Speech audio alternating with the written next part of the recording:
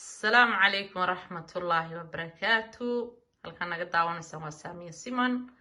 Ramadaan mubaarak. Ilaahay khayrka hayna kulan siiyo. Waa ku mahadsantiin subscribe-kiina iyo kusoo biirkiina. Uguma caajisi doontiin insha Allah. Maanta waa qaybtii labaad. Halkan waxaan rabaa inaan kala hadlo nimankan soo tashaday ee gabdhaha maaragtay daba dhigtay. waliba qaas ahaan Samiixa Khaliil kii horaan la yaabanayn mid kaloo ka daran baa yimi. waa group doonaya inay maaragtay ku helaan gabadha inay sumcadeeda iyo sharafteeda wax gaarsiiyaan, laakiin ilaahay intaaba uu ka sarreysiiyey. waa taa gabdhihii Soomaaliyeed ka mudhay. runtii anigu aqoon uma lihi, waa gabadhaydoo kale, laakiin waxa weeyaan dadka islaamka inay isu hiiliyaan weeyaan, oo kii gar daran la qabto, kii xaq ku socdana maaragtay la ammaano.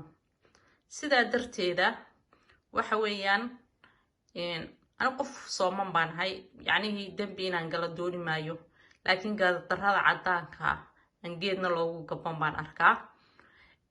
waxa weeyaan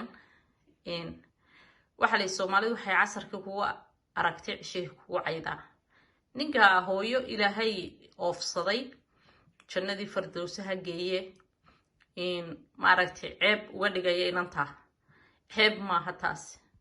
naftaada meelgee baan leeyay, hooyadaana meelgee oo maaragtay wadka ka celi haddaad awood leedahay. awoodi waa ta Allah. maaragtay wuxuunu ka xun yahay ya 2 milyan ay u dhowdahay ay gabdhaha Soomaaliyeed ugu horeyso. weligeed bay ugu horeyni, mana soo laaban doonto. waxaanay ku gaadhay raganimadeeda. marka waxaan leeyahay, haddaad 10 isu soo kaxaysataan iyo haddaad marba mid soo dirtaan, waxba ka qaadi maysaan. Soomaalina way idin ogtahay meel kastay joogto. marka waxaan leeyahay, ha isceebaynina dadkii isku soo jeediseen. midda xigta, anigu runtii waxaan ayidsanahay nimkan inuu maaragtay nimanka laga boqo inuu yahay. sababtuna aan ku samaynayana waxa weeyaan, waxa la yidhi xilliga mool qiyaamuhu soo dhowyo waxaa jira niman aan maaragtay garhka diintoodu dhaafsiisnayn. marka waa kuwii xilligii baana soo dhow, kuwa seeflaboodka ah. marka ilaahay ha naga qabto kuwaas iyo kuwa la midka ah, laakiin meel baynu uga soo wada jeesanaynaa, waan iska celinaynaa. hadduu mar dambe ka soo hadlana halkaasuu maan kaga soo miisaynaa, mana loo kala hari doono. aad iyo aad baa u mahadsantihiin waqtigiina iyo maaragtay waayihiinaba. khayr ku waaraan idin leeyahay. assalaamu calaykum.